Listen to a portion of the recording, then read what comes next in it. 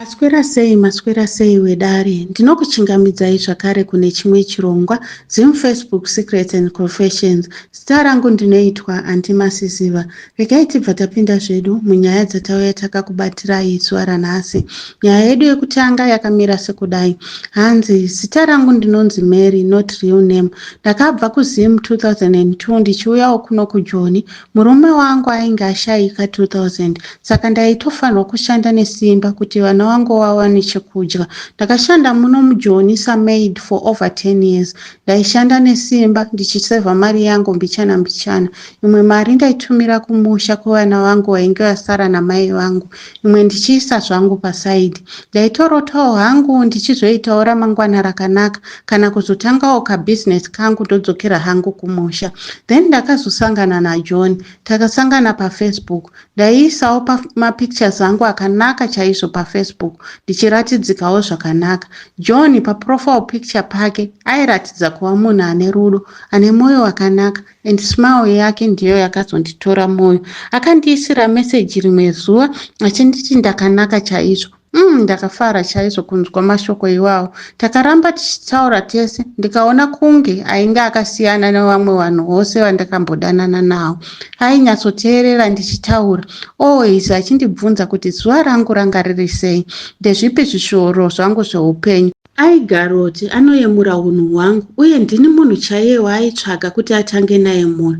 John aiti ainge aine mabhizinesi, aitravhela kunzvimbo dzakawanda, aitumira mapictures aaitorwa ari kunzvimbo dzakasiyana siyana, achindipromisa kuti one day taizotravhela tose. Kuzondidaro ndaibva ndazofara chaizvo, ndichiti makore ese aya ndaingoshanda pasina anondida. Finally ndazomuwana. Mwedzi yakatevera murelationship yedu, ndofunga tava kuma5 months. John akachizonditi ainge aine financial problem nekuti payment yake kubva kune imwe big client yake yainge isati yauya. Airatidza kushushikana, and ini nedesperation kuda kumuratidza kuti ndinomuda ndiye ega.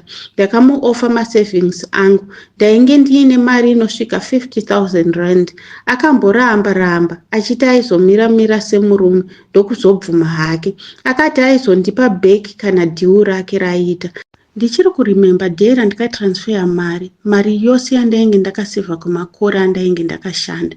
John akanditenda zvikuru, akandipromisa kuti izvi zvekushaya mari zvaingova zvenguva duku. Aitaura nezvefuture yedu, upenyu hwataizogara tose kana zvose izvi zvapera. Madays akaita maweeks akaita mwedzi.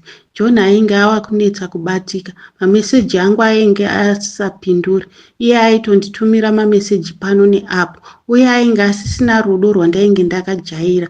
Ndakaita kunge ndichafa nekurwadziwa pandikaziva kuti ainge andibloka paFacebook. Foni yake yainge isisaiti. Vedare, murume ainge andipromisa nyika yose, ainge anyangadika nemasavings angu ose. Pain yandainge ndiinayo yaisagoneka, yaisangova pain yemari chete, asi yemadreams andainge ndiinayo naye. Ndaizviona sebenzi chairo, kuimba nemunhu wandangosangana naye paFacebook. Ndakaonda kunge munhu ane AIDS. Varungu vangu vakasvika pakundibvunza kuti ndainge ndichirwara here. Ndakazovaudza zvainge zvichiitika. Vakangoratidzawo kundinzwira tsitsi, upenyu hukatoenderera mberi. Yambiro yangu kune vamwe vana madhumbe kunze uko, ngwara aiasikana kunze kwaipa, munobirwa mari nevanhu vamusingazivi. Zvakangooma hazvo weduwe. Regai tibva taenderera mberi neimwe nyaya yakanyorwa sekudai. Hanzi ini ndiri murume ane makore 38 ekuberekwa. Ndakureururawo urombo hwangu. Ndaurayisa vakadzi vakawanda, especially ava vamunoti maslay queen. Baba vangu namai vangu vakaroorana, asi havana kuzogara wose kwenguva yakareba. Baba vaishanda kuzesa, basa ndokubva razopera. Panguva yacho iyoyo ndainge ndiine 10 years. Kupera kwebasa rababa ndiko kwakatangisa maproblems ese. Tainge tirimbori vanhu vainzi vari pamiddle class, asi takazotanga kutambura zvekutopema chaizvo. Baba vaimbozama kushanda nesimba kutsvaga mapiece job asi zvainetsa kusvikira mai vazotiza nechikomba. Ndakarwadziwa kuti sei mai vangu vafunga zvinhu zvakadai, kundisiya ndisina kana muchengeti. Zvisinei ndakasara hangu ndichengetwa nababa. Takagara ndofunga 2 years. Baba ndokuzotora umwe mukadzi ainge aine utsinye. Ndaishukurudzwa siku nesikati. Baba wakazotanga kurwara, mukadzi wawanga wakatora akazowatiza futi. Ndakazosara ndopepa baba wangu kusvikira wafa. Pakafa baba ndakatambura wese vanhu vaMwari. Ndakazotanga kuchengetwa neumwe munin'ina wababa nemudzimai wavo. Kana chikoro chacho handina kuzopedza. Ndati kurei zvekuma 20 years. Ndakatanga kushandawo basa iro rese rese, but hapana kana chakambobuda. Ndakazotangawo kufamba mudzinyanga ndichitsvaga kuti ndibviswe mhepo neminyama, ndokuzoromba kwandakaita kuMozambique. Kurombeswa kwandakaitwa ndakanzi ndisarudze kuti ndinodei, kuchekeresa weukama hwangu kana kuti watorwa. Ini ndakasarudza watorwa, saka ndine nyoka iri pasikarudzi yangu. Saka ndikakorara newe chete unenge wakutoita kafira mberi. Ndakasarudza iyi sikarudzi nekuti kubva zvaenda mai wangu ndine bitterness imwe isingaiti. Handidi kana kuona chinonzi mukadzi pamberi pangu. Zvinoinzwaika kushanda kunoita urombwa hwangu. Ndiri murume akanaka chaizvo nekuti mai vangu vainge vari muKaradi. Vasikana vazhinji ndikatongomuti mhoro ndisati ndatombomupfimba anenge akutoda nezvangu. Pari zvino ndirimo hangu muno munyika yevatorwa yeSouth Africa. Musikana wandakatanga kuurayisa nenyoka yangu ainge ari muSouth African. I think iye aitozviudza kuti awana fuza rake. Ndine mari dzangu dzakawanda uye ndine dzimba dzakawanda, asi imba yangu 1 iri kuCape Town ndiyo yandinoitira mhiko dzangu. Ndakamuspoila kani musikana iyeye. Then after 3 days tichionana, ndakazomuti handikaa ndinokuratidza kumba kwangu. Takaenda paya, tikabika, tikadya, tikafara, ndokuzotanga zvedu kubatana-batana. Ini ndakamubatisa nhengo yangu yainge yakakura, yakasvibira kunge Black Mamba. Iye ndokutokomenta kuti idzi hombe ndidzo dzandinodaka.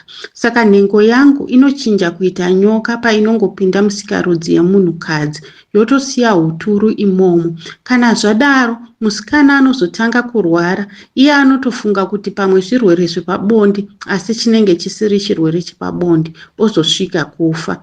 Uchibva pamba pangu, ini ndinosara ndotanga kuridza kamuridzo, nyoka yangu yobva yaburutsa mari.